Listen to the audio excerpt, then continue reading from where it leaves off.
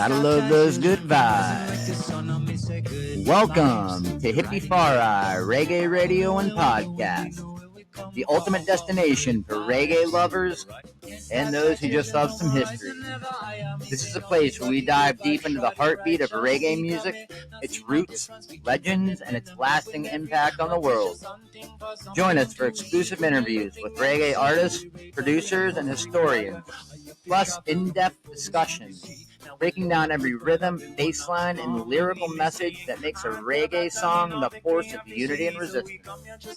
Whether you're a die-hard fan or just discovering the vibes, Hippie Fari is your guide to the sounds, stories, and soul of reggae music. So sit back, relax, and let the rhythm take you there. One love. We know where we're going, we know where we come from. Good vibes.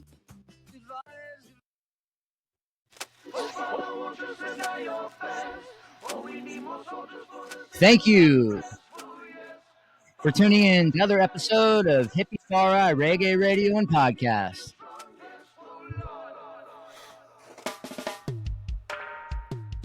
I'm your host, Scotty the High Strung Hippie. I'm doing a special t-shirt giveaway, so download a podcast and subscribe to Hippie Fari YouTube. Email me the screenshots, and I'll pick a winner. You definitely look fresh in that Hippie Fari gear. So tonight we have an absolutely special guest in the studio. I don't know Anthony personally, but his demeanor is definitely pretty serious. So I wasn't sure what to expect when I was inviting him on the show. But to be quite honest with you, he has been one of the nicest guys I've ever talked to. He was all about it. Just definitely amazing. So professional and an incredibly talented musician.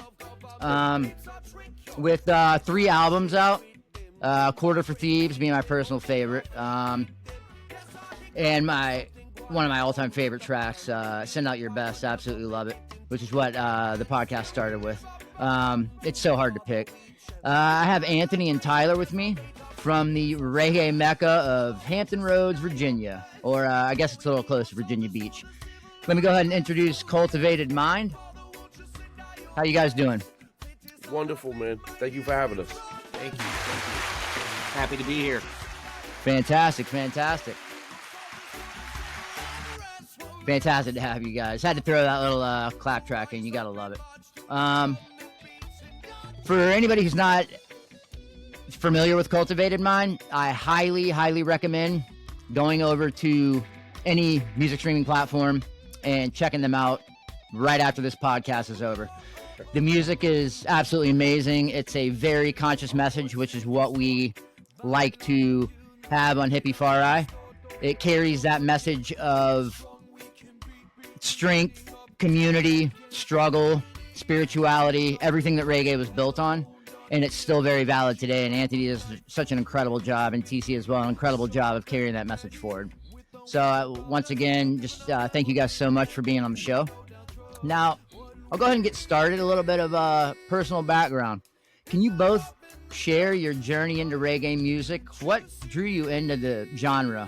And how did your early experiences, especially in Hampton, VA, shape your musical path? TC, you want to start this one? Yeah, sure. So when I first started playing reggae music, I was actually about 15. And Okay. Before that, I actually grew up a pretty, my dad was a big old classic rock, metal, 80s, 90s type guy. So Sure. I grew up playing a lot of music like that. I grew up listening to like Rush and Led Zeppelin. And I love Rush, man. So that's where a lot of my percussion and my drumming style background comes from. And then once I was about 15, I got into reggae. And obviously my first introduction to reggae was Bob Marley. Yes, And absolutely. that just being such a different change up, especially like percussion and drum wise, everything's on different time signatures, everything's a different tempo. Yep. And it's just a whole different world. And that just really drew me on just because it was different and it was something I wasn't used to. And that just really, that difference for some reason just drew me in. It's I like fascinating. being different. Yes. Yeah. Yeah, I can definitely relate with you on that one. I'm a percussionist as well. And yeah, the way that they do that, it's just the offbeats and the time signatures, without a doubt. That's what gives me those goosebumps. Yeah. when I'm Honestly, listening when to I it. first started playing, I had a bit of a difficulty because I wasn't used to, all those different like accents and Sure. where they emphasize things and, The one drop, right? yeah, exactly. The whole one drop, all the steppers, everything. And Sure. having to acquire that did not come naturally. And yeah, it took a lot of work and transferring Absolutely. over between like how I played into what I do now. I still keep all my, style of I have heavier, if you listen to us live, I have a heavier, back backbeat behind everything I do. Sure. And you'll notice that. But yeah, Yeah. I was an earlier guy getting into reggae. That's actually good that you mentioned that too, because a lot of people don't think about, people just hear reggae and think, oh, don't worry about it. It's just 3 chord. It's really technical music, and a lot of people don't know that. So that's actually good that you explained it that way, man. Definitely appreciate that. Absolutely. Good question. Thank you, Thank you. Tony. Like everybody else, man, Bob Marley was my introduction as well. I remember being a young man and trying to talk to my dad about some of the American reggae bands, and he was like, Steel Pulse is who you should check out. And he was a big fan Sure. of like British Invasion and the Police and Clash and stuff like that. But so I didn't know he was into reggae that much or knew about it. And when I was young, though, I would surf as a little kid with him, and he would either put on Bob Marley's Legend or the Live in Trenchtown on cassette tape in an old truck, Nice. and that's what we would listen to That's on the way back funny. from surfing. And then when I got older, nobody was really playing reggae or jazz or flamenco, which are kind of the genres I like a lot. But Right. I always loved reggae music and kind of wanted to get involved with that. But everyone played hardcore and heavy metal. So for Sure. years, I played metal till I met other guys in the metal scene that didn't want to be in the metal scene and wanted to play Right. reggae. Exactly. And then they said, "Look, man, if you're looking for that intensity, you should come to a Capleton show." And I said, "Well, who's Capleton?" And I think going to see Capleton many, many years ago at the Nova, like really changed how I thought about reggae music. And then getting into Midnight and Vaughn Benjamin, really, obviously, that once you get into his style of reggae music and the kind of message he's putting out, Sure. it's a universal language anybody can grab You gotta onto love it. if you have an open heart. So I think that was what really got me into roots reggae. But my dad living in England for a while. When he was younger, I think he got exposed to a lot more British music. So as a kid, I heard the Police and Bob Marley and stuff like that, kind of, broader international sounding reggae that most people knew. And then as I got older, I got exposed more to dance hall and like heavy Sure. roots from St. Croix and stuff like that. Yep. Very nice. You were speaking a little bit off topic. You were speaking of England. Are you familiar with Holly Cook? No, and I'll be honest, my knowledge of a lot of English reggae is minimal. Okay, well, That's something I definitely can check do her more out. research in. Like I know Jaw Wobble, Steel Pulse, obviously. Sure. I know Mikey Dread was huge over there for a while, even as a DJ, Right. not just a musician. So I know like that era of British reggae real well. And then after about UB40 era, I kind of, went heavy into St. Croix and I don't know really much what happened in the 90s in English Right. reggae. Well, her dad's the drummer for was the drummer for the Sex Pistols, and her mom was a Oh, backup singer for Culture Club. So, nice. but yeah, she's fantastic. Holly Cook, definitely check her out, and you will love her. It's that vintage sound, but it's new, so it sounds like that old reggae, but it's new. It's great, man. Holly Cook, Holly definitely Cook. Thanks for definitely the check her out. recommendation. 100%, man. I appreciate it. So reggae definitely has deep cultural and spiritual roots. If anybody has listened to your music for 3 minutes, they know that. Uh, how have your personal backgrounds influenced your interpretation of reggae music? You let me take the first one. I'll let you take All right. this. If anything, sometimes I feel like a traitor. Sometimes I was raised Catholic and now fight Sure. Rome. And my grandmother and a lot of people on my mom's side, hold on to the Italian stuff. And being Catholic was a big part of how they were raised. And then after a while, so when you get into reggae music, you start to realize that it's, to quote Dick Hebdige, who was a writer from back in the day, you start viewing the European shell has an African nut inside of it that is the real meat, and that a Okay. lot of these holy lands they talk about and the people they talk about can be traced back to that area, and that a lot of things have been manipulated in a way to make things seem lopsided historically, and the Bible is Sure. no different.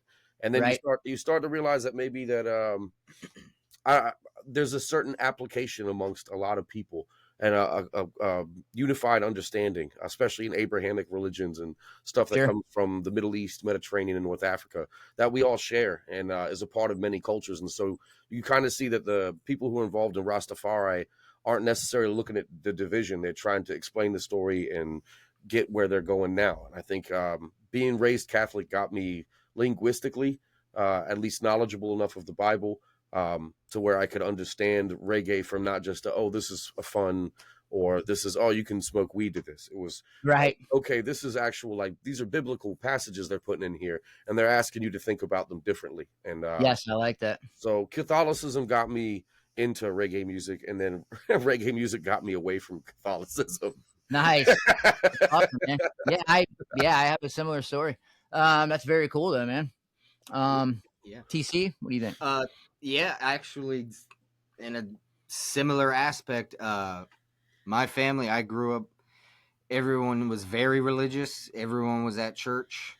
We would go to church on Christmas Eve, Easter, stuff like that. Even if I went to stay at an aunt's house or, another grandma's house or something, we were going to church on Sunday.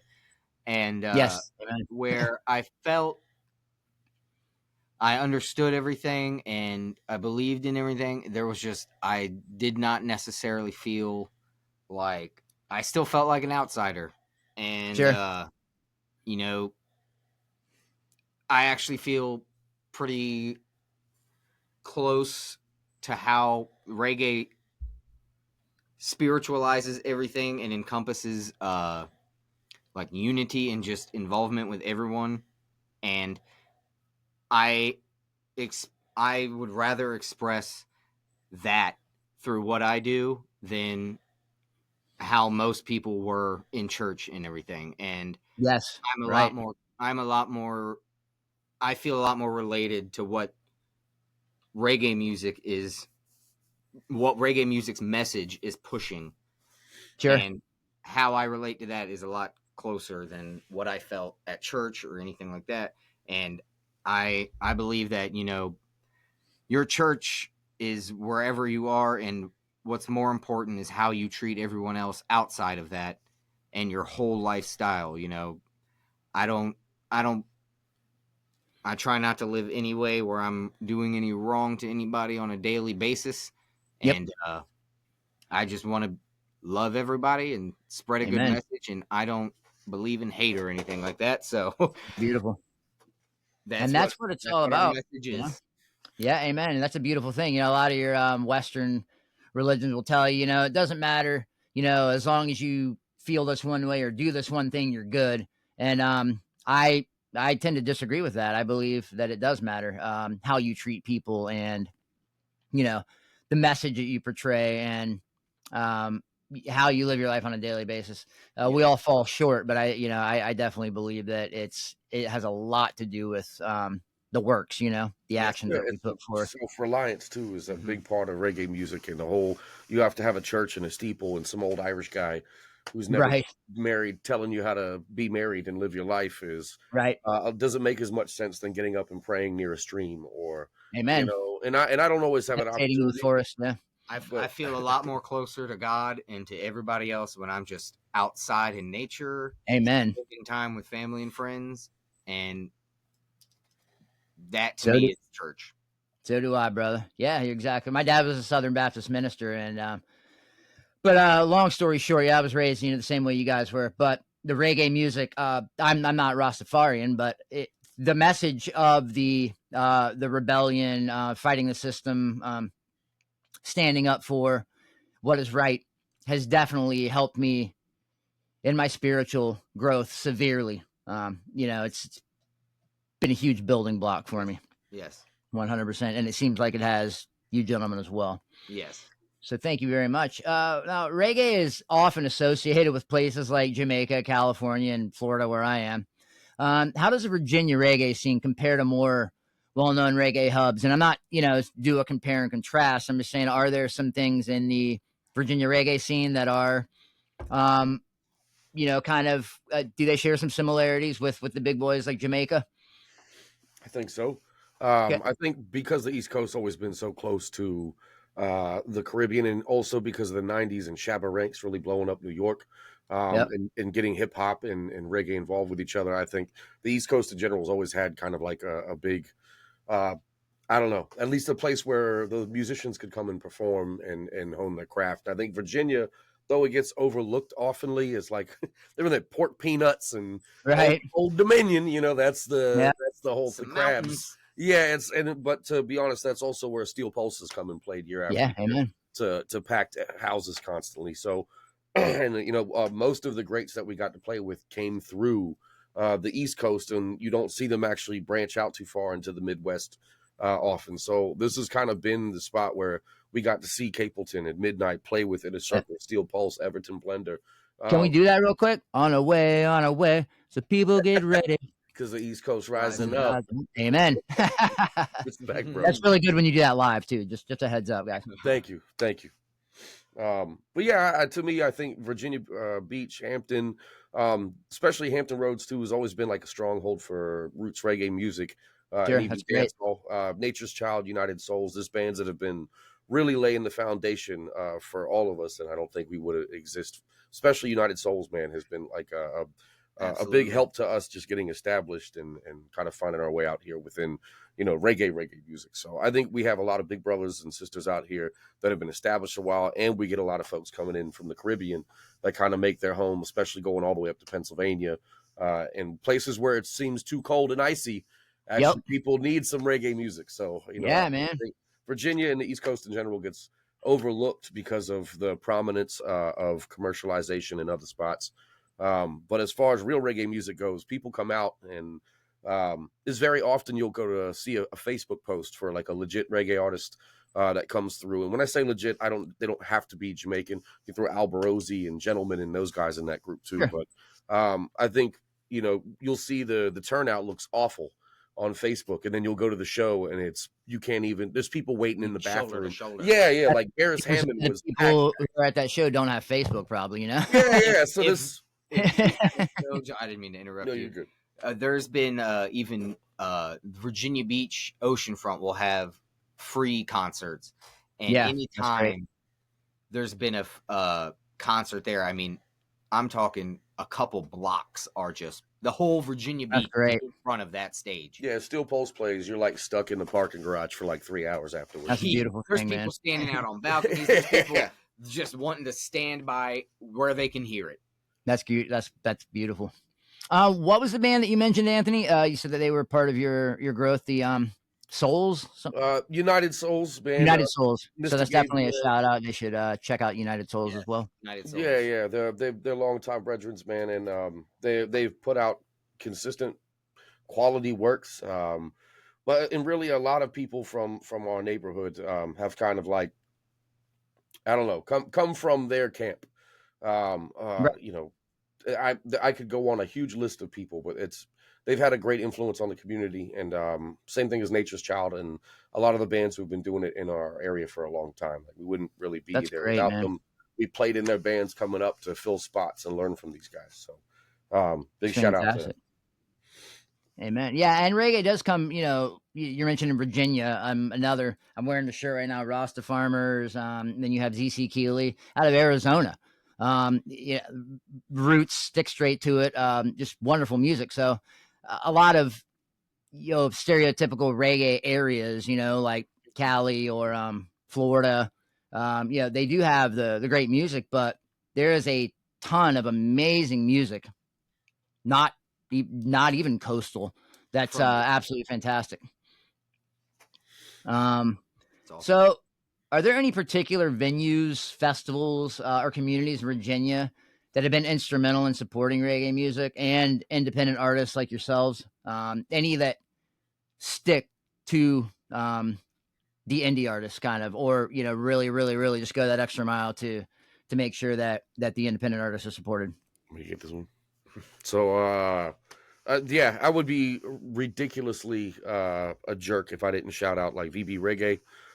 It's Okay.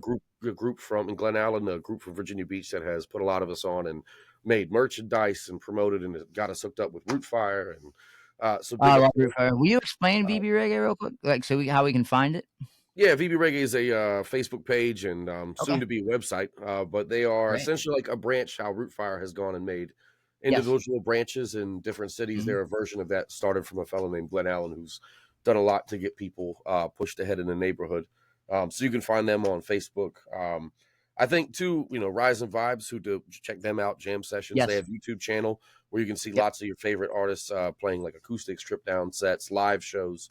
Lots Yes. of stuff. I think a guy who doesn't get enough credit in our neighborhood is Ross Big Mill, and Ross Big Mill has been uh, instrumental in blowing up. Even some of the what we think of as Cali bands now Sure. came from Boston and DC originally Sure. in those Yes. areas. And it was Big Mill who helped put a lot of these guys on. Whenever we had moments where maybe my opinions got us in some trouble and people Yeah. want to mess with us for a minute or whatever, maybe I got a little too loud on No, Facebook, man, or maybe we weren't favored necessarily by the commercialized version of reggae. I would get a call within a week or a day for Big Mill going, look, Bretta, I got your show or something like that with one of your favorites. Let's do this and move forward. So he's a cat that I feel like really doesn't get enough respect for all the things he does for years, patching this together, as well as the Chesapeake Bay Reggae crew, KP and the guys from Hampton.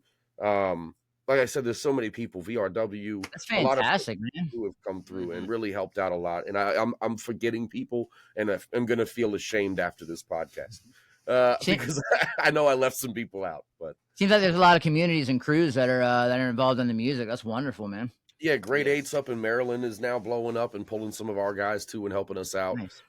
So it's I would say the Mid Atlantic used to be kind of ragtag, and Right. a lot of us was scrappy. And I think this is the first time we're really starting to get some unity, and it's because of a lot of folks stepping up to try to help us. So we're grateful for that. And Well, speaking of rising vibes, there's an outfit here in Daytona Beach that is kind of the same concept. One Love Fam Jams. I Gucci. Shannon wanted me to give you a shout out. Much love, One Love Fam Jams. Dana Tucci, Shannon Davison. I know Yeah. you. Yeah, you played the acoustic stage at Reggae at the Rock on the One Love acoustic stage. Yeah. Um, Shannon, Jessica, Rosie, Daniel Yes, Tucci. Rosie Burke. I know. I was just messaging her. I was like, I got Anthony on the show. She's like, no kidding. And they're fantastic people. Anytime we go down Yes. south, they come out and support us and always try to Amen. hook us up, man. They're fantastic. I can't say enough about One Love Fam Jam crew too. Them, Yep. Rising Absolutely. Vibes, all the grade eights are really stepping out. Those three right now to really like keep the live footage and what do you want to call it, man? Content. Streaming. Yeah, Sure. content. Yes. Yep. Yeah, continuing. Got to keep it going. Did you want to add anything to that, TC? No, I was gonna mention the Chesapeake Bay Festival, Okay, cool. but I mean he mentioned all that too, and yeah, everyone's really pulling their weight and helping a lot. And Rio doesn't get a lot of credit, but look, they're probably one of my favorite bands to see in the area. They bridge a wide variety of styles, and they've been around for a long time, man. And they've literally have last couple of years helped build this thing called One Love Festival, which will be Nice. happening Right. October 4th, and has like everybody from the neighborhood playing in it. So if you're Beautiful. passing through Virginia Beach, Hampton areas, I think it's in Newport News. Check out One Love Festival. That's going to have all the big names from the area and everybody in between jamming together. So that's a good one to check out. And big shout to Scott and Rio, who are uncle and big brother to a lot of folks out here too. I love that, man. Yeah, I grew up in the reggae, kind of similar story to you, except it was Peter Tosh instead of Bob Marley in the old beat up truck surfing, riding to the beach. My mom would sign me out. She taught at the same school that I went to, and she would sign me out if the waves were good and let me go surfing. And we tore through Peter Tosh cassette. I have Maga Dog burned into my brain, but I love the like the revolutionary mindset behind it all, and kind of growing up a little bit in the punk rock, they had all the crews, and that's kind of what you were just describing. I love that. There's communities, but it's building the bigger community, and I think that is huge, man. We have people too, like the Ben and Wendy Harris, who have backed us since day one, and Yep. like we have folks that have kind of like come out of the community and stuck with us for a while, and now have stepped up heavy into roles as like our street team. Big shout to Wendy and Ben, Yes. Phil and Allison, Danica Coley, the whole crew. Nice. Like I said, it was really like they help us with our social media. They just hopped on that with us this year. They've always helped us with merch and showing up to shows. Beautiful. So like our whole community really like looks out, and like even when maybe shows don't look out or things go left for us, we're lucky to where we don't always have to go rabble rouse or shake things. A lot of our Right. family will step up for us, and They I think That's that's the beautiful. greatest honor we could ever have. You know? Amen. They have definitely been a voice when we have not been there, and they have definitely pulled weight when we haven't, and everything in between. Yeah. That's great, man. Brian, Speaking We're of, very appreciative. Sorry. that's awesome, and that's what it's all about. There's that unity, that community is amazing. Speaking of community and people that are having your back, are you guys familiar with Three Little Birds Bandcamp? No, I I'm don't not. think so. It's started by Heather McQuaig and Shannon is part of it. It's a group. They just started about a year ago. It's actually gotten traction. They pair house hosts with touring reggae bands, so you have a free place to sleep. So Oh, basically, wow. they are eliminating the hotel. It's starting to That's grow awesome. pretty big. You can go to threelittlebirdsbandcamp.com and you can sign up to be a house host, or I urge Cultivated Mind, go there when we get off the podcast and sign up to be a band. Not to be a band, but sign up as a band. The next time you go on tour, you hit up Three Little Birds, tell them where your tour is. And if they have anybody through anywhere you're touring through, they'll get you a place to stay absolutely free. Thank Wow, you. That that sounds is fantastic. I appreciate the incredible. recommendation.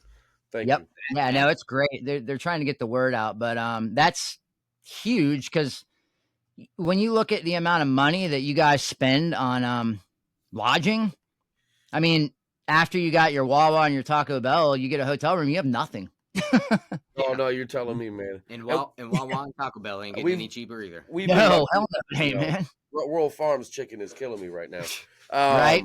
But that too, we've been lucky a lot where I'll go up north, and big shout out to Rich Wilson and Brandon from Rebel Sounds Rising, C&B Reggae, Chris and Heather. A lot of the people up north too, like when we travel, man, they hook us up with spots, which is That's you know, beautiful. for us being independent guys, anything that we can get help wise, we appreciate. And we've been blessed with people like you giving us resources like that, and people up north always looking out to get us, you know, taken care of. We don't even usually have to ask for it. They'll just say, oh, we got you a spot to stay at. And just, we've been very lucky with people being generous. So again, thank you. That's for beautiful. also being generous. Yeah. I signed up. I live in an RV, a 33-foot RV right here in Port Orange, but I even signed up for the band camp. I'm like, if there's a duo coming through town or a solo musician, he could sleep on my futon. So save you That's very, $200 very a cool night. of you. So, yeah, without a doubt. So, yeah, just kind of get that out there. Three Little Birds Band Camp. It does nothing but help. So it's a beautiful thing.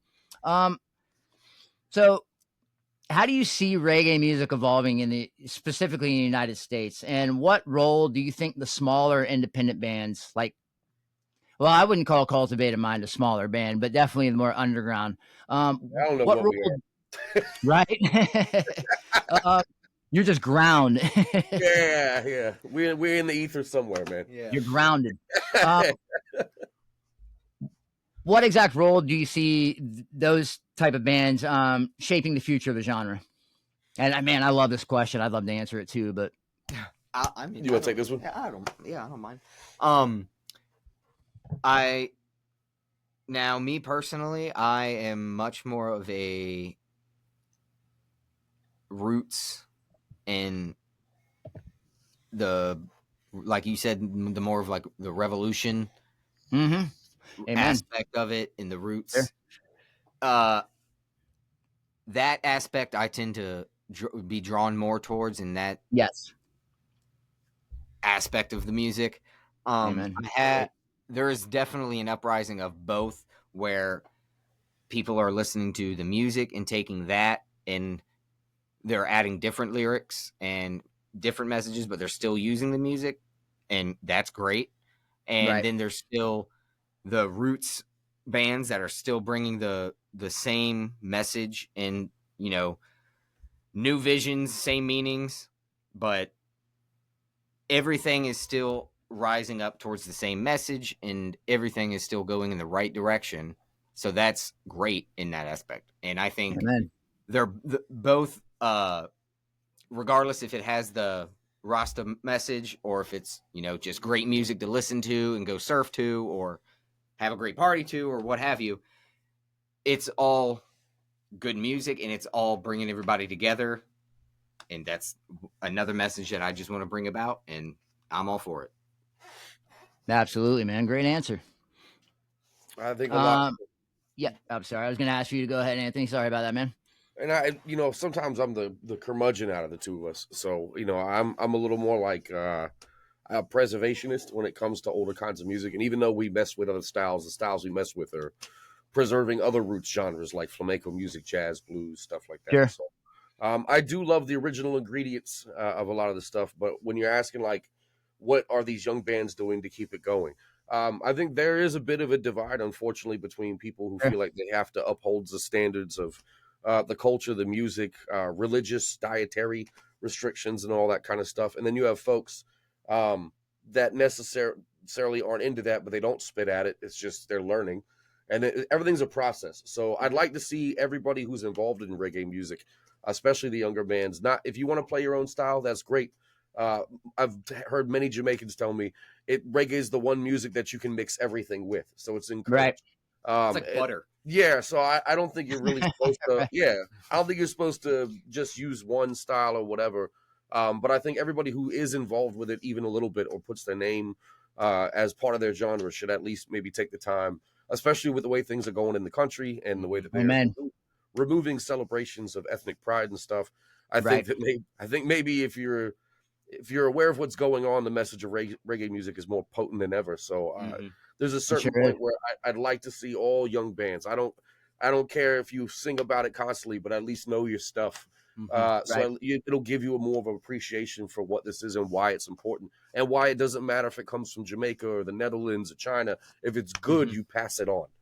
Amen. And you want your friends that are these younger guys to have that experience too, to go, look, man, it's something you can skank to and dance with your girl, but it's also something you can meditate to and learn about your life and learn about other people and how things really work in a universal sense. And it's something you can use to throw the finger at the government when they're not doing what they need to. Amen. And that's what I love about reggae, man. All of its aspects. Yeah, it was started for revolution. You know what I mean? For that reason, for the revolt, to create an uprising. Of people who were fed up with the system. And I said it a million times. It's just as valid today as it was when it was first started. Bob Marley is a household name. Peter Tosh is a household name. I just wish that that everything kind of came along with it, but I think it will. A lot of things, they revert back to their roots. Punk did. There was a revival, and I know there's roots scenes, but it's just that message that I think is gonna be way more apparent with the music, because I think a lot of people are getting frustrated, and they do need a way out, and music's definitely that catalyst. And people are hungry, I think, for something that means more, and this music is meaningful, and I think that's the big. I think like I said, the folks that are who are the old grouches, I don't think it's necessarily that we're telling the new guys coming up that you have to think or believe a certain way, but there is part of this that is good for you, and if you leave the good parts out, what are you doing?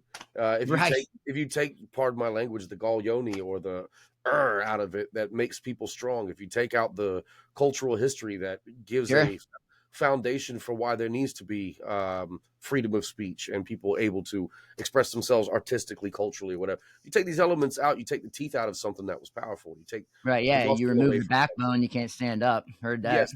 And so I don't ever want to tell people like, hey. And I've done it. I've been the snob that's like, oh, you don't know this. And when I was younger, there were people who were snobby to me. And then as I got older, I learned it's a process. And like you learn over time. And like I was raised Italian. I got to work on the eating pork thing. Like, it's not something that I just could quit immediately. I'm in Virginia. My dad's from Germany. My mother's Italian. Like there's just, it's been a struggle, to get away from this element. Yourself earlier, you have to tell people, it was really funny. You said you look like you should be working on a pulling fish up on a dock. Yeah. Fish up with a baseball bat. I said with that beret on, Shout out to my Uncle Kev for giving me his Italian wool. Appreciate it, brother. That's my Zio. That's awesome, man. I'm really glad I didn't wear mine. That's Yeah, he has one too, and we start to look a little too identical. Yeah, we Yeah. both you start kinda to was. blend. Yeah. Hey, great minds, man. That's awesome. Speaking of blending, Cultivated Mind definitely blends traditional reggae with the modern elements or other elements.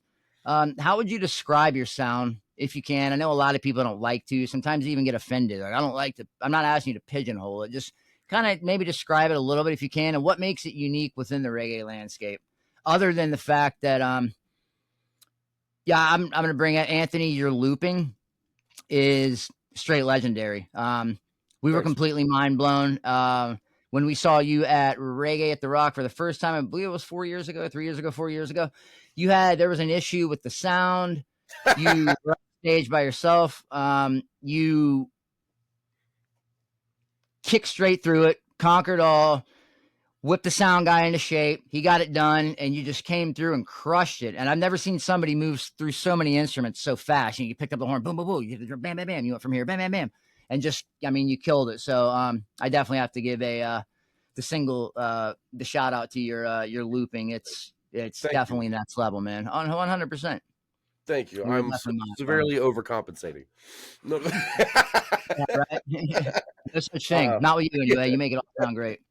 I appreciate that, man. I do remember that show. I don't know what was gone, but anytime I put my foot down, all the sound went out. And then it happened to the guitar player in the next set, too. And I guess there was a short somewhere in one of the XLRs, but that was a tough day in the heat, man. Yeah, it happened.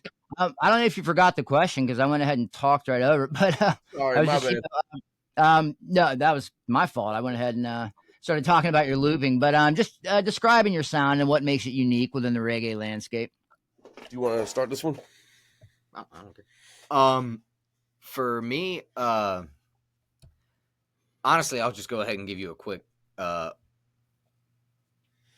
history. But I was actually in another band before I was Tony's drummer, and we met at a Mike Love show. We both played at. We both opened for him. And amazing looper. Yep, full circle there. And when I met him, the first time I saw him was live. So my first experience of Cultivated Mind was a live show with a full band. With full band, yes, full band. This is years ago. This was at least 8 years ago, and they killed it. We played, and we backed with all their equipment and everything. That's how we got to like meet each other and everything. We all had to like use each other's equipment. So we ran our sound. We did our sound check and everything. Then we played. They were like, dude, you guys killed it. They played. They ran everything. They killed it. I was like, dude, oh my God, you guys sound so good. They had such a Roots sound. And but they had added like a great new sound to it. It sounded new, but you didn't sound like you were listening to music from today. Everything sounded like it was older, vintage style, almost. And we became huge fans. And honestly, when we were doing what we were doing as a band, Cultivated Mind was a big influence of us. And anytime we had a show, we were like, oh my God, like, can we get them on? Anytime they had a show, we were like, please get us on. And we just became like a good brother band to each other. And beautiful.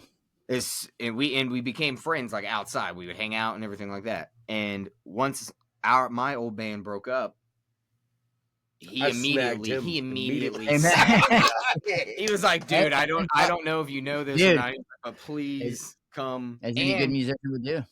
And I think the reason is because we actually played one show together in Richmond, and his drummer did not show up, and he asked me to play for him, and he was like, dude, you know the music. He was like, please just come do it. He's like, either you play. That right there shows you the character of Anthony, because you said when your band broke up, he snagged you. I loved all his bandmates. Like I love Nick and Zach, and we're all friends. Yeah, I would never poach from him, so I was just like, that's awesome. Anything happens, yeah. And I mean, I was like, dude, yeah, no, and everybody was like, everyone was perfectly happy with it who was in the band and everything like that. And I loved the sound. He loved the way I played the drums. And once I got into the band, I was like, oh my God, I'm in a Roots band. We had the horns, the keyboards, everything. And the Roots sound that we produced was just, That's great. I loved it. I Oh loved yeah, it. man. And It's that gives you goosebumps, dude. yes, The mix and we is great. had such a great sound that incorporated it all together. And I think that is what separated it for a while. And that sound to me was what really, because that's why I wanted to be a drummer. I was like, dude, that root sound is what I love listening to, and I would love to be a part of it and do it again. I think Cultivated Mind does that because I would love to be the percussionist for Cultivated Mind. So yeah, I definitely feel when you, man. COVID hit and we couldn't do it anymore, yeah, we started doing the duo thing, and I ran percussion for him. I was like, dude, whatever we can do to make this work and keep it going. And That's TC great. has something, and this is maybe me being weird about stuff, but when TC sat in that gig, there's always like a lean forward that reggae doesn't always have, but dancehall does, which is like an attack. And I love whatever that 90s to early 2000s reggae is that you're not supposed to like because it's too dancehall-y. I love that. I love wheeling up mix. I love all that stuff. Yeah. I love whenever they wheel up a song and bring it back with the horns. I love the attack of like the reggae dancehall mix. So again, shout out to United Souls, and I also love like funk and stuff like that. Big shout out to Lost Soul Society from our neighborhood who's into that kind of stuff. And Queese has been an educator for me for funk music a lot. But when I was younger too, I listened to a lot of songwriters. And so my mom wasn't necessarily like a huge reggae fan, but she liked Stevie Wonder, Billy Joel, Bob Marley. And then as I got older, I was like, you just like dudes that write nice compositions. And that was kind of Andre Bocelli, whoever it is. She liked nice songs. And so that was like a big influence for that. But all those are slow, and I really loved up-tempo music. So as I got older, I was always looking for the drummer that had the lean. And like shout out to Spivey, who was our early drummer. He had the lean, and then we had some dudes who were on the more laid back level. And then one day TC sat in on Kit, and I didn't have to tell him to like strut and lean forward and stomp. He was right there with it, and that's when I was like, "Oh, this is it. That's the feel we want. Like we're charging ahead all the time, and especially when we mix in flamenco stuff and a lot of Latin music, we want that hot sound. If we're gonna have a break where we're pumping or something like that, we don't want it to be dragging behind. We want people to feel like we're pushing forward. And TC had that. So when it linked, it just made sense. And I think if I had to give a weird definition to our sound, we do involve a lot of boom bap and hip hop. Sure, we do involve a lot of like flamenco and jazz stuff. But if you just call it a lean, that's kind of the weird thing that is in each one of our songs. Is there's more of a push on the forward of the beat than there is on the back of the beat. I like it. Than a drag. Yeah. That's fantastic. And it's actually good that this might sound weird, but it's good that you know your music that well. To actually get that technical. A lot of people can just describe their music. It sounds like anybody else describing the music, but totally chill, bro. Yeah. For you to, exactly. Yeah, that's pretty cool, dude, Yeah. Dope stuff, bro. Yeah. And you knew that you liked him because that's what you wanted, and that's what he did, and that's a good thing, man. That's once again breaks heads and sticks, catalyst, bleeds on the skins, man. And like I said, since we knew each other outside, I mean, the whole wanting to be bandmates thing took a personal character factor into effect. Also, like I don't play music with just anybody. I'm not here to just make money. I have to actually be involved with who I'm with, and you have to feel that if you don't feel a connection, if we're not connected on stage and we're all not in sync, we can't give you what you came to see. If we're not linked up and vibing, you're not going to feel the vibe. You got to trust each other. Exactly. If we're not giving you the energy because we're together, you're not going to feel it, and it's not going to work. And sometimes you may have one of us drop a ball, and oftentimes that's me. And you'll have the other person. They'll know the whole song. Like TC is not just a person who plays his one part. He understands the songs as compositions. And so sometimes, especially when it got into looping and it became, what's Tony going to pull out of the hat for the next song? There would be songs where he would look at me like I missed the hits. Or I'm like, because I'm just moving. And I was like, oh, we were supposed to do hits there. And he's just, All Yeah. right, dude, you like keep it going. So like sometimes, man, he keeps me on my toes, and if I'm like, yo, I need something more in this song, he knows that I'm not thinking of, hey, get it together, and he's not telling me to get it together. It's, hey, man, I think we're missing something on the painting. Can we get it here? And like to have that ability to share the vision and have both of us like ice cream, and not necessarily want to put ketchup on it or whatever whatever it is that we're into. I like that analogy, man, because ketchup on ice cream is just not a good thing. It's whack. I could have had a better one. I'm sorry, but you get what I'm saying. That was a good one. God. I know your lyrics touch on social justice, spirituality. This kind of I'm going to combine two questions. What messages are most important in your songwriting, and are there any particular issues that you feel need to be addressed in today's world through reggae music? So I guess I could combine that, and you could address those issues through your songwriting. You want this one? No, I thought you were patting me to be like, I got this. Just gently. I think. Oh yeah, don't flip out on this one. Yeah. I'll be honest with you. Flip out, man. Especially if you want to go off on social issues or whatever. This is an open forum. I mean, it's. I am a very, very, very, wouldn't say politically driven, way more spiritually driven, but there's bullshit going on, and it's okay to call it out. So. I think addressing leaders is something that reggae artists in general have become less and less prone to attack, when it's really that's. Sure. You're supposed to find strength in the music, the vibrations, the culture, and history, and the things that give you juice. And instead, we kind of hack those things off. So now no one has that strength or awareness to figure out what's going wrong, fix it. And I think people just don't like to get their hands dirty.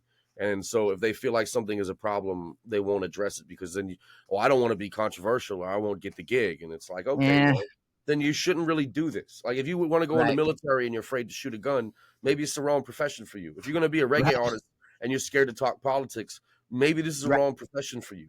And like, if you have not yeast allergies, gluten allergies, maybe don't bake. Yeah. or be a vegan baker, and like just do that. And like I think that there's a certain amount of that shouldn't be eradicated, that is being eradicated, so everyone can enjoy their drink without any sort of bite. And I think that's what is happening right now. So I'd like to see more people there should be more reggae music that is gritting its teeth at the current government. Amen. Issue. And it's not. And that scares me that reggae music, the last bastion of the people's army, is kind of backing down, or at least being divided. And the folks that aren't speaking are getting funded more. And like you can make it about skin color, race, ethnicity, whatever. But when it comes down to it, even those elements still come to people trying to separate things so they don't have to necessarily think about problems and fix them.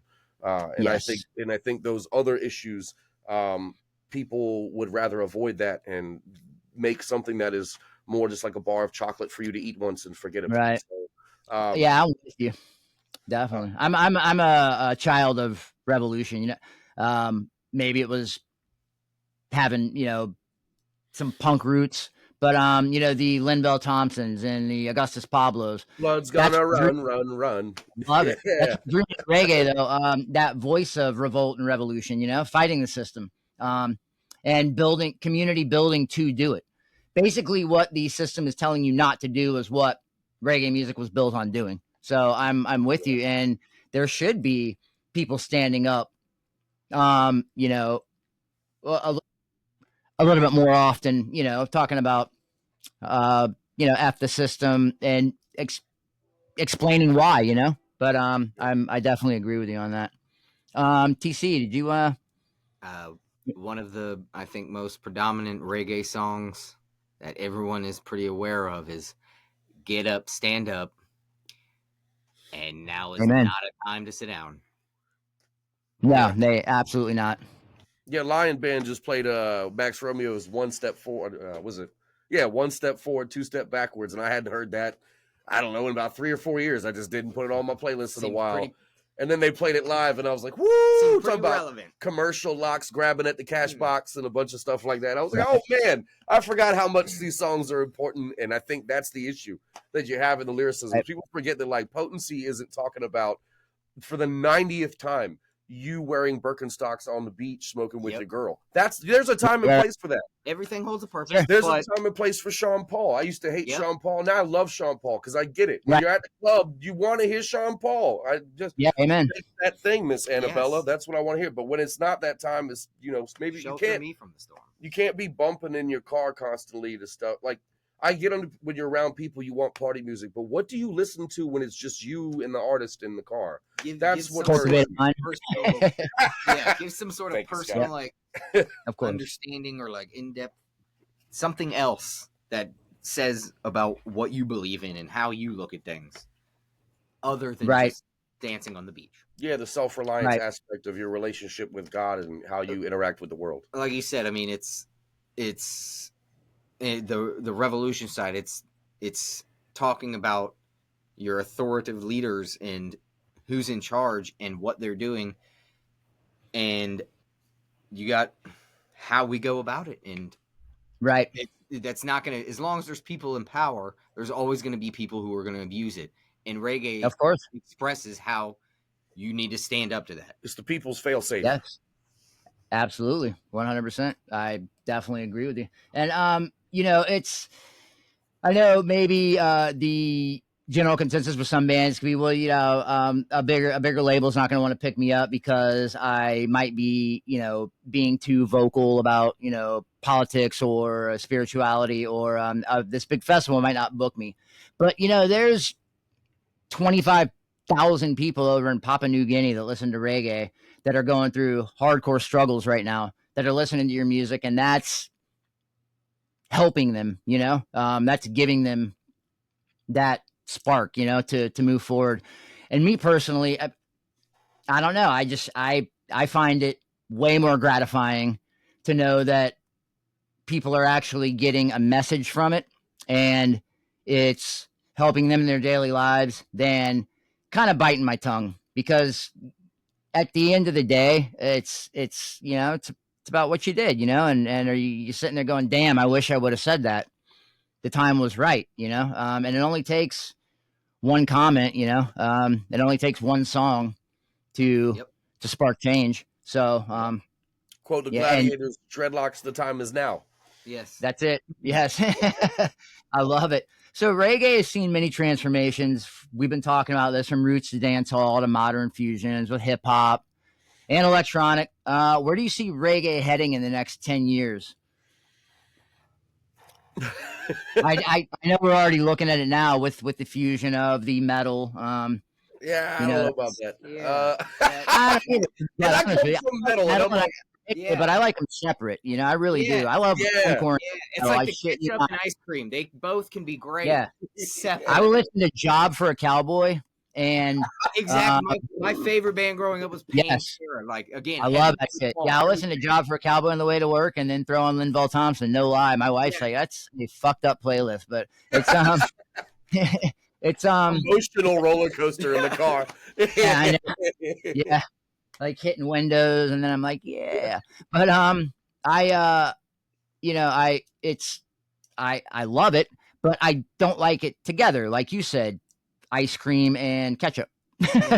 So, but do you see reggae kind of just becoming a bunch of different mashups, or in 10 years, do you see us getting through to the younger generation and that maintaining that roots? Because there's kids now. I mean, you remember Thrasher magazine or Green Day? Oh, yeah. They're selling those shirts in Walmart now. You got a 10-year-old kid wearing a Thrasher shirt. That was a magazine. Magazines have been, gone way longer than the kid's been alive. Just so cool. Wearing a Thrasher mag shirt. So the roots are coming back. Yeah. When it comes to that kind of stuff. And I specifically say within the next 10 years, because I like the 5-year and the 10-year plans. Do you see, what do you see, in your opinion, the next 10 years in reggae? And worldwide, not just here in the U.S. I mean, Europe seems to have picked up the flag for roots reggae music, so I think Sure. it's interesting to me. France, big time. Yeah, and Italy too, with Paolo Baldini, like Germany and Gentlemen, Yes. Red Lion, and like the Netherlands. I think there's always been like that movement in Europe. Even in like Southeast Asia, you've got like a lot of Korean roots artists. Mellow Mood. Yep. Yeah, and the Mellow Mood twins from Italy. Yes, they're great, by the way, man. Yeah, man, chin chin Forza, and I think you know I think it's going to survive regardless because you do have a lot of people picking up the banner in America. I think you have such a plethora of different people mixed in. Like I said, Sure. '90s people forget that like Shabba Ranks and I Kamosi were blending hip hop with reggae and like really making Supercat and those guys were trying Sure. to blend the cultures together. And I think that that's like a big thing in America is that whatever's popping, like right now, pop music is huge, and 3-minute love songs are huge, and that's what they're mixing with reggae. So I think whatever reggae has to do to survive, or to Sure. keep going in this country, it'll be blended with. But I still see roots in pockets where it's strongholds. Definitely. And Virginia Beach and Hampton especially is a stronghold for roots music. I know that New York City Brooklyn will always be a stronghold for roots music. And so I really see things maybe turning back to like the dance hall vibe again. It's been a while. Okay. You got some real heavy hitters coming out right now out of Jamaica that are, not just big in Jamaica, but blown up internationally. Bugle, tons of real prominent reggae artists and dancehall artists that are kind of putting the new face at dancehall. So I think with electronic stuff, that's always going to kind of be around. But I also feel like you're going to get, the more we push towards things that feel maybe automated or unnatural, you're also going to have guys like us that start to go, well, sometimes we just want a homemade pie, and I don't really want whatever was made in the factory. Yeah. Well, and speaking of that, Sorry if I ran on that one. we have something that I'm extremely excited about. Unreleased, never before heard, Cultivated Mind music. You heard it first right here on Hippie Fari, Reggae Radio and Podcast. This is Nuff Finger Pointing, an amazing track.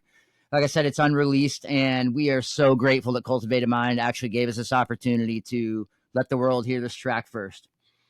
Thank you, Scotty. You got it, man. You haven't heard this, have you? Unless you showed it to me the other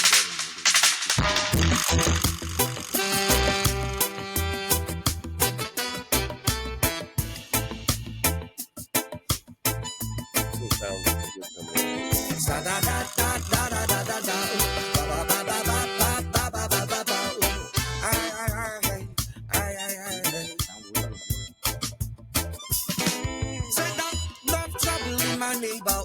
Every man them struggle to retain some good. They are handsome, we do something you never would. Who go burn your name down the soon. Oh, in foolish games they appreciate now.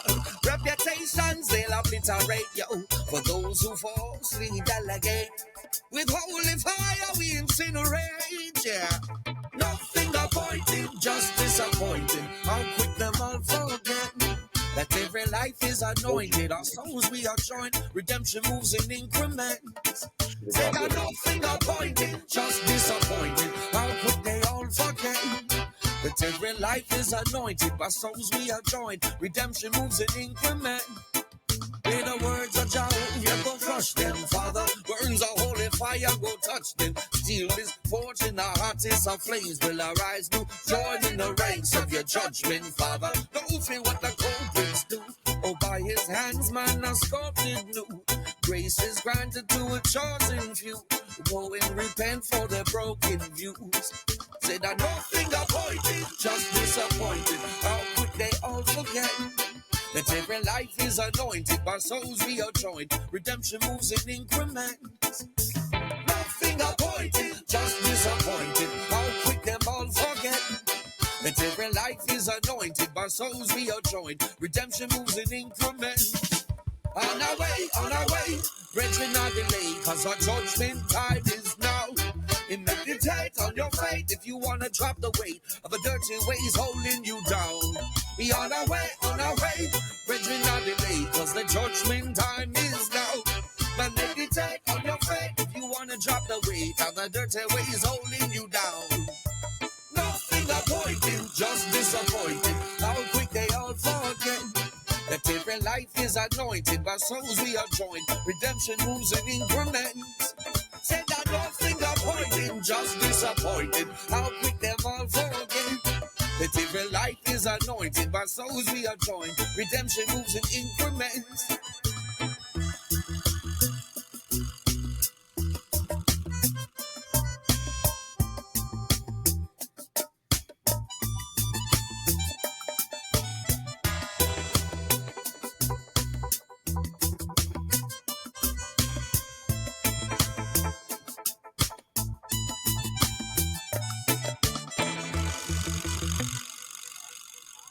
Nice. Nailed it. That's absolutely fantastic. That's enough finger pointing. Cultivated Mind. Absolutely phenomenal track. Thank you. Yeah, I really, really love the percussion. You just killed it. The lyrics, everything is just conscious. Yeah, absolutely beautiful song. Thank you so much for allowing us to showcase that track here on Hippie Fari Reggae Radio and Podcast. I appreciate you doing so. Thank you. Absolutely. Do you have anything you'd like to say about the track? What was kind of your inspiration for writing it? Oh man. And I'll say this too. I've sometimes my tunes are like a mashup of something on like a more like universal level or like a bigger country level, and then something that happens personal. And instead of like separating the songs, I just kind of shove the ideas in one. So the whole like enough finger pointing thing, I think definitely has a lot to do with what's happening right now in politics, that everyone's trying to like point at some other group or point at an organization or whatever for failing. And nobody's really necessarily pointing at the people who are running things. People are kind of hiding behind names and logos and whatever. And I think that's part of it. And then another part is, on a personal level, I had people that were finger pointing, and I've also pointed fingers at people that I didn't maybe understand what they were going through. And you expect people to hurry up to get where you want, and you go, well, this is why you're not where you are, and this is why things are not where you want them to be. And you forget that like life is it's process, just like the whole understanding Rastafari and understanding no one's ever done learning. So to expect people to get their stuff together immediately, and for you to attack people for not having their stuff together is a joke, because everyone's a process. So enough finger pointing. Maybe just realize that we're all human and we all need to take steps one by one to get where we are. I really like that. Overnight. Yeah, that would make a great T-shirt too with a cool logo. Enough finger pointing. I like that a lot, man. Keep that in mind. Hell yeah, 100%. Yeah, a message in the. I love merch, man. So I get a design, I make a T-shirt. So, but I think that definitely great stuff, man. Thank you. So real quick, it's kind of for both of you, or they're all for both of you. But looking back, what has been the most defining moment in your musical careers, both of you? Reggae, not reggae, just straight up, all the way across the board. No, you got this one. Take this one first. So, I would probably say, like I said, there's been times where I've seen these guys play, and there's been times where, all right, so Steel Pulse makes their way around here quite often. And the Wailers have too. Yep. And anytime they play at the Virginia Beach oceanfront, it's packed. And I've been there a handful of times to see them, and I've now had the opportunities for a handful of times to play on the same stage and open up for them. Well, after we've played, Tony has mentioned that they have told me I was a great percussionist, and I was great. Yeah, Aston Barrett, when he was still alive, gave him props. Yes, Family Man told me that I was a great drummer. So knowing, his brother was Carlton, that was just, and the utmost, that was the compliment that any compliment that I could have had, that was it. And any assurance that I'm doing it right was, it was nailed right there. That's awesome, that dude. To me will always, I know I'm doing it right. I'll continue to do it the way I'm doing, and I'll hold that with me. That is definitely one of my most defining moments. That's fantastic. How about you, Anthony? Well, that was a humbling moment for me, because I walked up to Aston Family Barrett and I said, "What do you think of the show?" And he looked me up and down and he went, "Your drummer did well," and then walked up. That's not a lie. I was really hoping you weren't going to. But that's hilarious. And sometimes my 5-instrument playing overdoing it needs to calm down, but you know what I'm saying, needs to hear that, from people. But how can I not? I get humbled the same way by my friends. They'll call me up. They're like, "So are Kira and you coming out?" I'm like, "Oh, wow, okay." Yeah. But in respect, TC also killed those shows, and there was a point where like the looping died, And to be real with you, man, we don't talk about this guy enough, but he passed away literally, I think, a week before we played with the Wailers. Derek Moore, from Strange Roots, which is, what was the toughest to come out of Virginia Beach, and really a solid character. And I feel like Virginia Beach can have a bit of a 1980s live too fast environment, and that got a hold of him.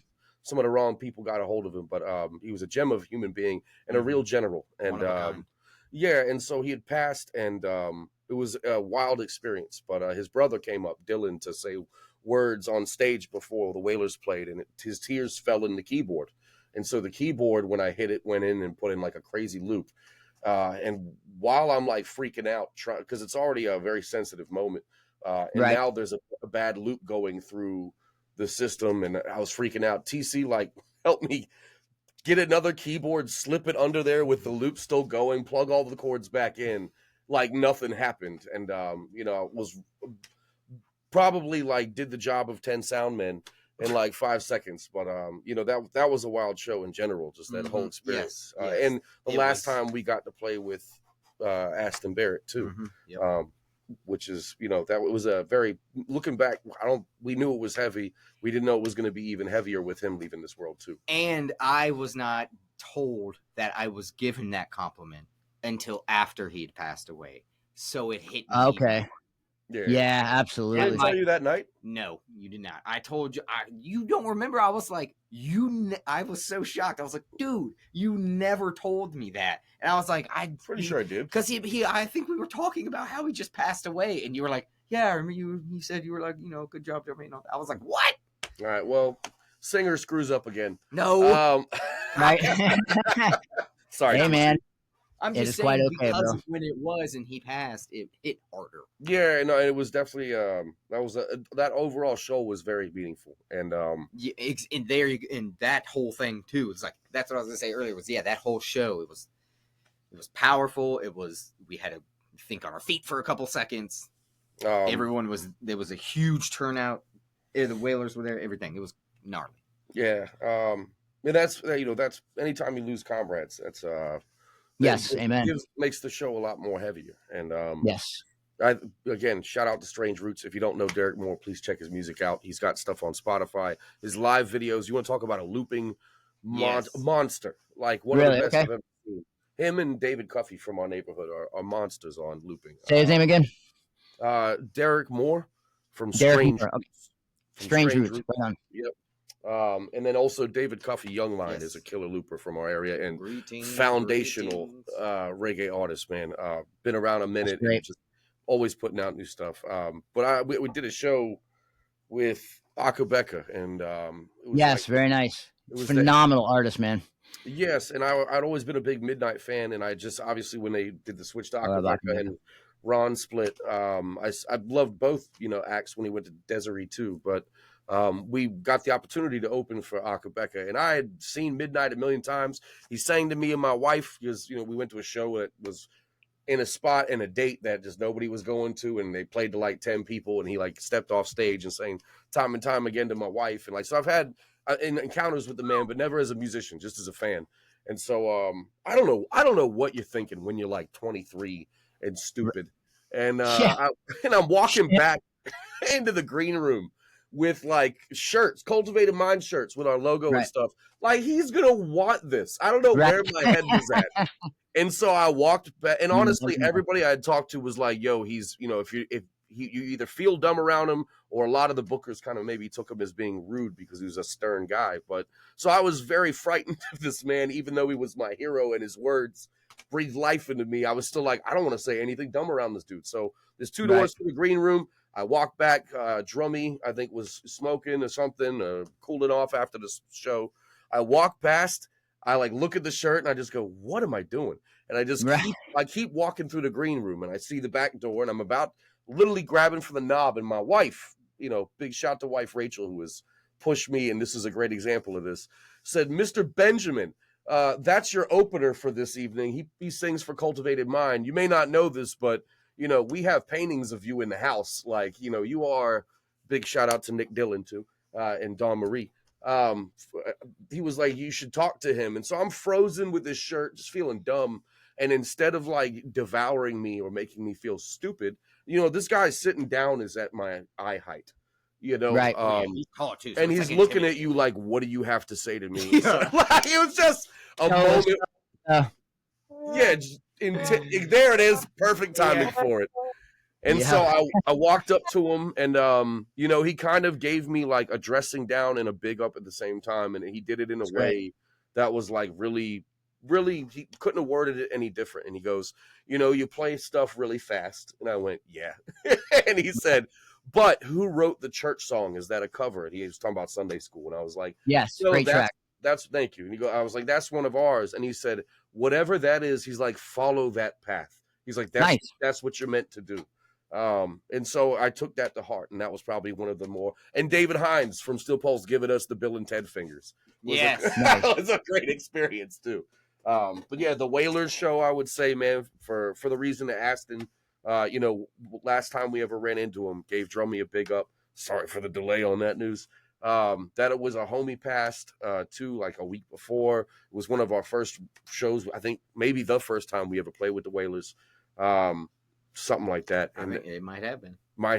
And the Midnight Akabeka stuff was, and Steel Pulse. Those three bands really, I think every time we played with them, we had really special moments as musicians. It's fantastic, man. Yeah, all phenomenal artists. Akabeka is sick. Definitely love his music.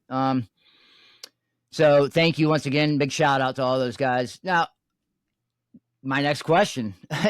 If you could collab with any reggae legends, which I think you kind of answered that question. Maybe there's some that you haven't mentioned. Both of you guys, any of them. I hate using the word dead, so or late. There you go. Late or still alive.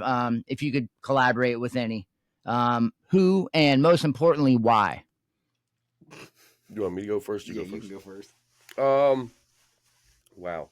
Does it have to be just reggae? Because I am going to pick some reggae. No, it doesn't have to be just reggae. I had reggae on there, but I'm interested to see who you would collaborate with outside of reggae. To be quite honest with you, to be real with you, I love Kingfish in the blues genre. I just tonally, I think he's a great singer and guitar player, and really represents what blues is supposed to sound like and feel like. For reggae music, I've always wanted to work with Burning Spear.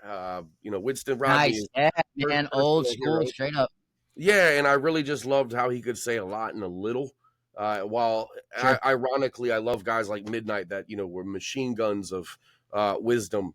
I think it's I like both aspects. I like when people can hit you with a couple words and make you think, and I like when people can string a lot of words together and make you think. So Burning Spear.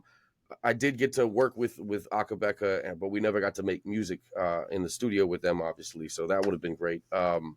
Capleton, a lot.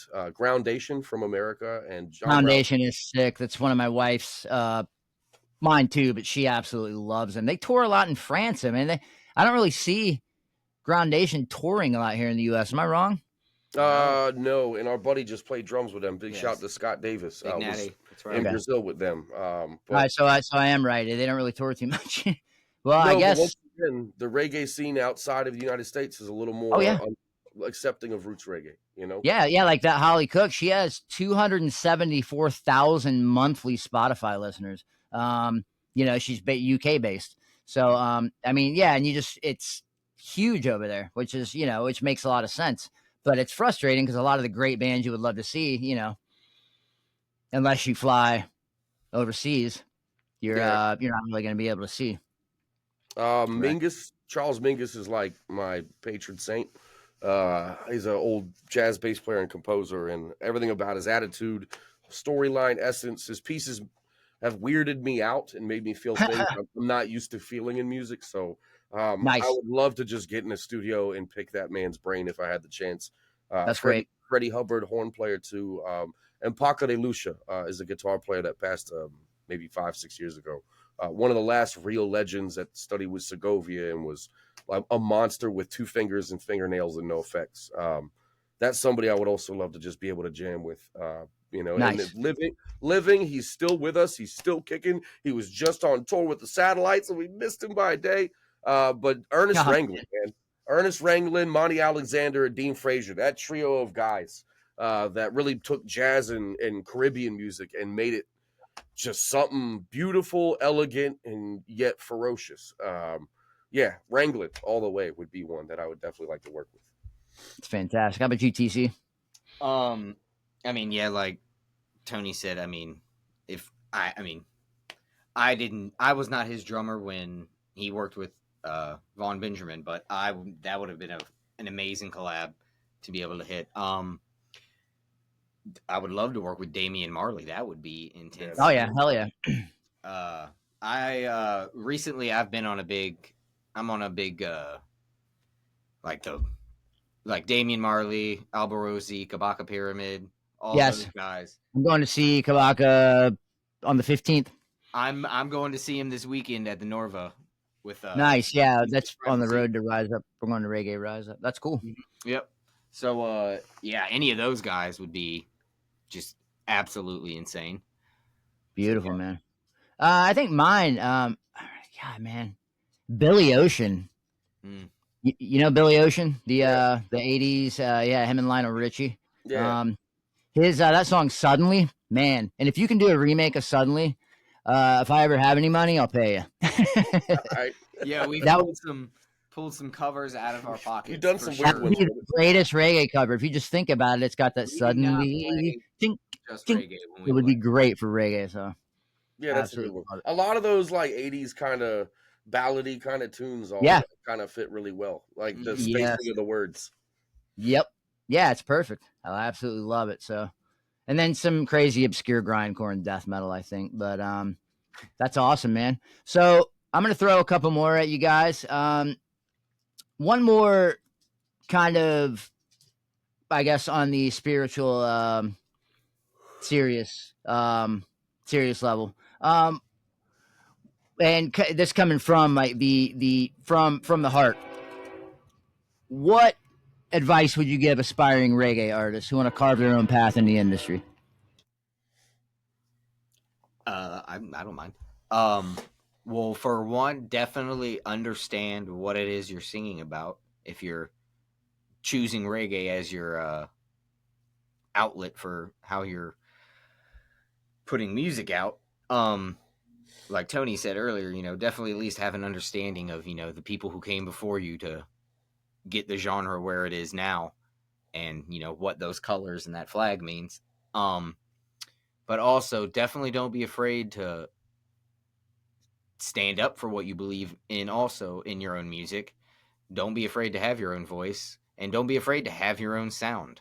A lot of people who have made it where they are is because they thought outside of the box and they didn't follow everyone else in line. And music is not a one-dimensional thing, and that's why there's so many different genres. It's hard to pigeonhole certain things because, I mean, some people don't even want to be considered one specific, genre. There's artists out there who have, 4 or 5 different albums that all sound different. And I love that about people. As long as, you don't lose any, as long as you don't go in the wrong direction and, Right. And take that however you will. But yeah, definitely don't be afraid to stand your own and be who you want to be and do things the way you want to do them.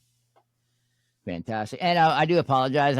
I had a question lined up, but like I said, I'm doing this podcast from my RV, and I'm right on a railroad track, and I heard the train in the distance.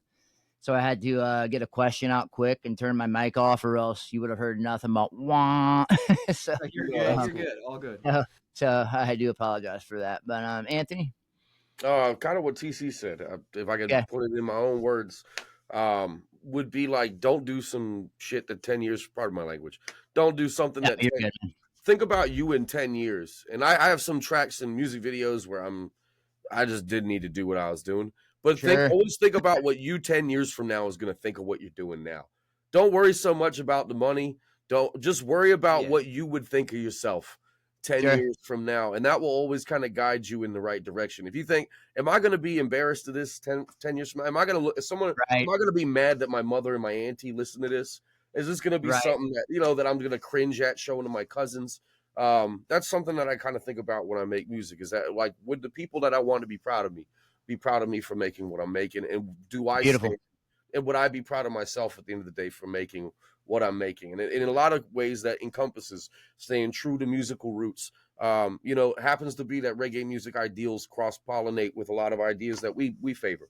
And so that's why it works, and the songwriting from reggae music works with what we're doing. And I think that's how you will end up being true to this stuff in the right way, if you always keep your own integrity in mind, and just kind of think, you know, what would I think of myself as an older individual? And sometimes you're going to muff up terribly and just whiff it, and you're going to put out something where you just go, oh, that's still on the internet. And I've got a few of those. Yeah. You know, we have 3 albums, but we don't. We have 4 or 5, and a few people in the neighborhood got the old ones because they were cheap burn CDs. Oh, yo, you have more? Yeah, they're stuck in people's rides. I'm a terrible Cultivated Mind fan then. No, I don't want you to know about these. So no, dude, hook me up. Come on, shoot me a couple CDs. I used to stick these at Tiny Giants in Hampton Roads, which is not little. It's a place you buy blunt wraps and beers, and your little in and out, your little Mart, where you have the wrappers on the side on the CD for $5. We would stick ours right up there too. And so there's people who have them and said, you know, this piece of crap cheap CD's been stuck in my CD player for 15 years or whatever, but I love it and I can't get it out. Where can I find this online though to show people? And I'm like, we didn't press any more of those because I didn't know what I was doing production wise. And I cringe and I look back and I go, I probably should have released that. But some of that stuff is still floating around the internet on like the Russian sites that they'll take black market. I love it. Yeah, and they'll delete your stuff off Spotify, but other places have already like gotten it from your distributor and like they just don't delete it. So they're out there. Yeah, you know. And just to also double down on what I said, as far also, you know, making sure, you know, where you are 10 years from now and making sure you're putting out stuff that is going to make that person happy. I grew up playing drums in my garage, hoping that one day, you know, I could be the guy on stage that younger me was looking at, getting all my energy from and making me want to play the drums and do music. So we're also making sure the you in 10 years from now is happy and with what you are. I also like to make sure that I'm also keeping the 10-year-old me and the 15-year-old me in the garage wanting happy. To be, yes, I'm making sure I'm still making them proud. I'm not. Amen. I'm not trying to sell out who I am and who I was 10 years ago either. That's very important, man. Self-love, you know, and if you're not, and if you are selling them out, then that's going to reflect on self. You know, you're not going to be genuinely happy with what you're doing. Exactly. And that, like I said earlier with the energy on stage, that all comes out. That's who I'm making happy on stage. That's awesome, dude. All right, real quick, guys. What's your favorite reggae movie? Mine is Rockers. I gotta say, man, I can't. I literally got Horsemouth on the wall from Rockers on like a knit tag. Thank you, Nick and Dawn Marie again from Breathless Raw Juice Bar and Nick, the original Reverence, Nick Dillon. Yeah. Every time I see that man, he hooks me up with something, man. Either fresh fruits, some tea to take care of myself because he knows I'm a fat goomba sometimes and I eat stuff I shouldn't. So he tries to keep me in line, bro. I remember he came to my house and I like tried to sneak salami. Yeah, in his house. Out of the refrigerator. Like I was like, he won't notice. He's like, I know I smell that meat, right? And I'm like, come on, bro, it's my crib. But he tries to keep me straight, man, and I love it. I love it. I said, I want to. I said, my wife's sitting next to me. She can't hear. I want to tell her what you just said right now, but I'm going to make her wait to listen. That's funny as hell. Oh, yeah. He's like, you know, I smell that, right? And I was like, God dang, man. But he always looks out and like he's you know, a big spiritual guide for me as well. And like, yeah, as you say that, I'm looking at something he gave me, which is the scene from Rockers with Horsemouth in it. So I don't know. That's probably up there. If they took the scene from Shada's out where he's flipping his dreads in the bathroom, you know, I probably would throw Shada's up there, but that scene irritates me. So right. That's funny, man. Speaking of reggae movies, we actually went to the premiere of the One Love that came out. That was good, man. I was definitely impressed. I think they did a good job on it. we've been told to check it out, man. Gabe from USB told us it was solid, and still have not. Oh, you still didn't see it? Yeah, it's a good one, man. It's not rockers, but it's good. Yeah, I from what I've read and from what I've gathered and all the research I've done, they nailed it. You know, they got pretty close as you can get in an hour and a half. So I think they definitely did a really good job. That was on like so a lot of streaming things for a while, and I don't know how I never. Yeah, I don't know how we missed it. Yeah, it pops right up. Now it's like one of the first movies on the streaming. That's awesome. That's awesome. Yeah, it's a great movie though, and stuff like that I think is important. Capleton live in San Francisco. It'll change your life. He wheels up like 5 times in the first song. It's magical. Beautiful. I love it. Everybody be taking notes for real. This is valuable stuff. So what's next for both of you guys, individually and for Cultivated Mind? I know we had mentioned the 10-year plan, but do you guys have plans solo? Or, I mean, I know you're always making music, but you focusing on the band? Or I can dive in. So I mean, I am not just a musician by day. I am cooking people breakfast at a restaurant called First Watch. Beautiful, man. I was a culinary manager for 17 years. So. Yes, so I am in the food industry. But so I am.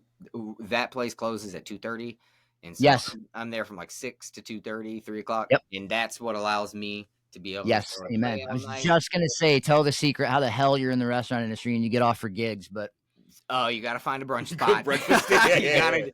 So, but unfortunately, with that comes a lot of late nights. Late nights, amen. No sleep. Yep, that's right, buddy. Yes, you gotta make sure you get that sleep in and lots of coffee. Yes. But I am hopefully getting a lesser schedule so that way I am able to actually focus more on my musical career. And so that means, because with that, I'm not always able to go out on the road shows that Tony's having to go do solo. Right. So now I'm trying to get to the point where I can go out with him. I can go be part. I can be the, not just, within the hour or two radius of our home, be the other body on stage. Now I can go out on the road with him and help carry that banner. That's wonderful, man. That's my personal and Cultivated Mind goal. That's beautiful. I'm doing right now. Fantastic. Tony. We've been through a lot of phases as Cultivated. I started off with one dude in the guitar, and then I had a buddy named Drew come on and became kind of the other half for a while, and then became a band. Been around a long time. Sure. But so when COVID hit, man, the band kind of fell to pieces. Guys went to do their own thing. Story for another day. And I and a couple of us kind of wanted to keep jamming. Some guys were not as big of a fan of some of the jazz and stuff that we were throwing in. And ironically, we got kind of pegged for not being rootsy enough, which is wild. But, that was something that kind of like divided after a while. And after COVID, especially he was working at a hospital in the kitchen, I believe, which the hours for that were even more nuts. TC's phenomenal, not just as a drummer, but as a human being. So I always told him, I was like, I'll hold this down. And when you want to hop back in and works itself out and you get out of your hole or do whatever you got to do, I'm not going to put another dude in there unless it's mutual friends like Sanchez, who he trusts in his play. Sanchez was our old percussionist when he was the drummer. So like there's dudes that it's cool if he steps in. But for the most part, I was like, I don't really want to work with someone else on drums. I'd rather have you, and so if you can't make it for a certain point, we'll hold off. So for certain shows, especially right after COVID, those first couple of years, I was touring a lot and going out of town and doing shows without TC up and really till recently out of town. And TC would hold down a lot of the home stuff with me. And nice. So we didn't form the band, and then we kind of got used to doing the duo loop thing. And now now that he's got a little more freedom with his job and he's working on switching schedules, I'm trying to drag his monkey butt out on the road and get him in front of some people, because he's the quickest hands I've ever seen. That's awesome. I don't really know a dude that's better than him. And that's fantastic. After this, I'm going to call him a bunch of names. But right now on camera, No, he's Right. a fantastic dude. So I was like, there's nobody else I really want to work with in that department. And then we have some other friends that are fantastic. Like I said, Lost Soul Society, some guys from Lions Bridge that used to play with us, and then and United Souls have come together to form what's called the Virginia Militia.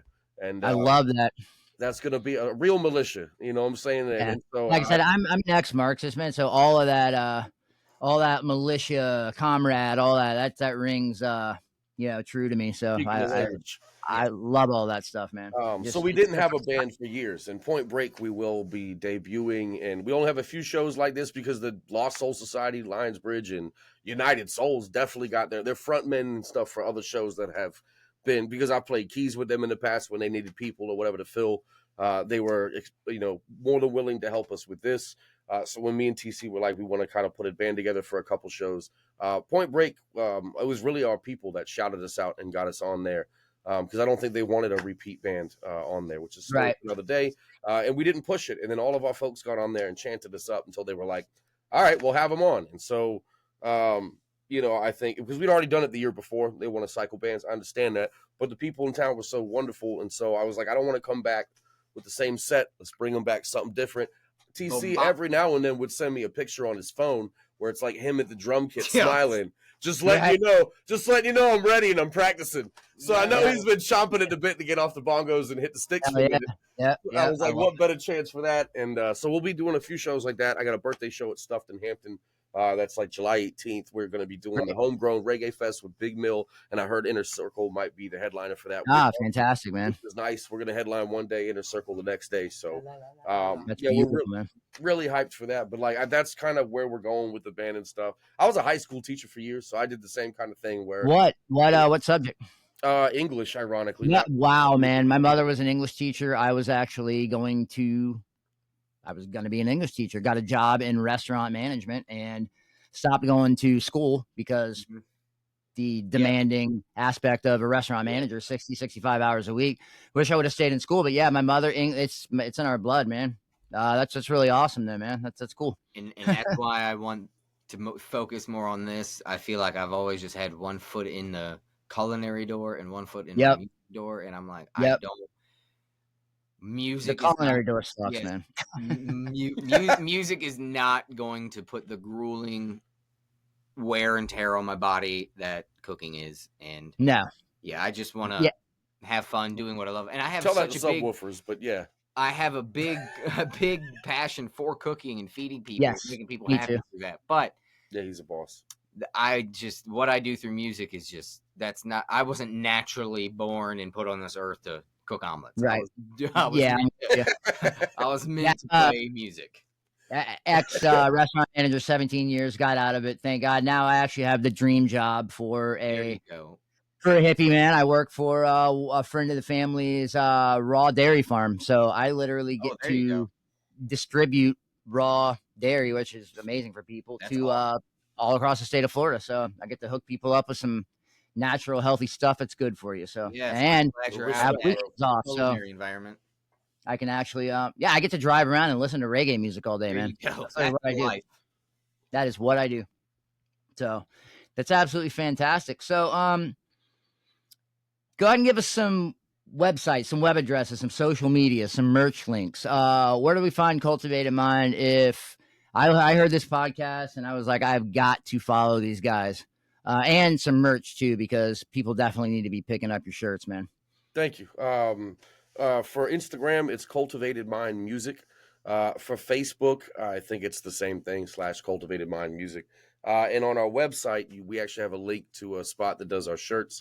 It's www.cultivatedmindmusic.com. Not sure if you see a trend here. But it's pretty much Cultivated Mind Music on everything. And we have a tab under there. Booking people, we got connects, we got a little bit of a resume and one sheets, we got videos, we got links to stuff, music on there, and shows coming up for the tour for all the way through June right now. And then the classic tab says merch. So sorry about it. I didn't mean to bring in the outro song when you were talking. No, you're good, but you can check that out. Cultivatedmindmusic.com can kind of take you everywhere. We also have the YouTube channel. Yeah, but that's like XY113 You know what I'm saying? Okay, you can get it. I'm just saying we are on YouTube, Apple Yeah. Music, Spotify, Yeah. all that also. Yes. Oh yeah, absolutely. Yeah, and with the YouTube, you can go in your personal page and change your link. Just type your name in; it'll come up as Cultivated Mind, so people can find All you. right, we're an old married couple sometimes. I gotta be 100% honest with you. I've got YouTube videos of me on there. I didn't even know we're on there. Oh, I snipped some out of you wailing on bongo recently. I told him that's what I'm saying. One foot in one door, one in the air. I'm so out of touch with my own things. I have to change this. I've got my social media going. I don't even like have the apps for social media. I have accounts. We got to get him away from the eggs, man. Yeah. Yeah, exactly, dude. Yeah, they will. I gotta dedicate more time to doing what involves me, and I got Your involved. brain will get scrambled. Actually, However, Exactly. the 108, I believe it's 108 or 101 creases on a chef hat, I believe is 101 ways to cook an egg. So, Oh wow! Really? Oh, there you Yeah. go. I didn't even know that. yeah. I didn't even know there were more than like 8 ways to cook an egg, but I was like, that's an interesting class, man. Yeah, no, that's 180 ways to mess up a poached egg. Okay, man. Yeah. But they are damn good. Yeah. Gentlemen, thank you so absolutely much for being on Hippie Fari Reggae Radio and Podcast. You have definitely brightened my year. We were mega fans the first time we heard Cultivated Mind. When I saw you live, that really just drove the nail home. What the hell does that mean? It hit a home run when I saw you live. Just put it that way. We became like mega fans, and started the podcast, and to be able to reach out to you and find out that you're not the Italian bully working on the dock who's going to hit me with a baseball bat. You're actually one of the nicest guys in the scene I think I've ever talked to. Music's absolutely fantastic, and I wanted to bring you on here so everybody who has the ability to listen to podcasts can hear and go check out Cultivated Mind 100%. If you like reggae music, even if you don't like reggae music, it is just damn good music straight up. Thank you. Appreciate You got it, man. Thank you so much. You got it, guys. So there's strength in unity. Build your community. That's one of my favorite personal quotes. Follow me on Facebook, Instagram, Hippie Fari. I'm on TikTok, Hippie Fari. Shoot me an email if you want that free t-shirt. It's hippiefari@yahoo.com. Not Hippie Fari Podcast, just hippiefari@yahoo.com.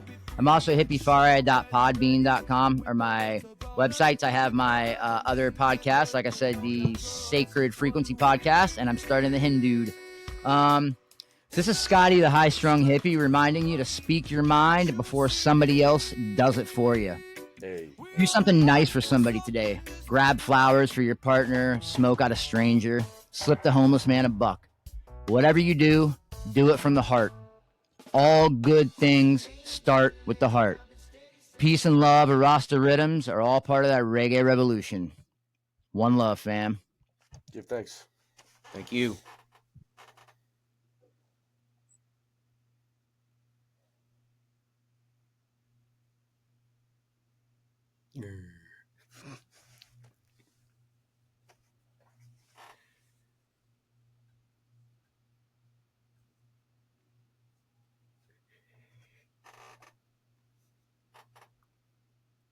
Peace out, folks. Have a good night.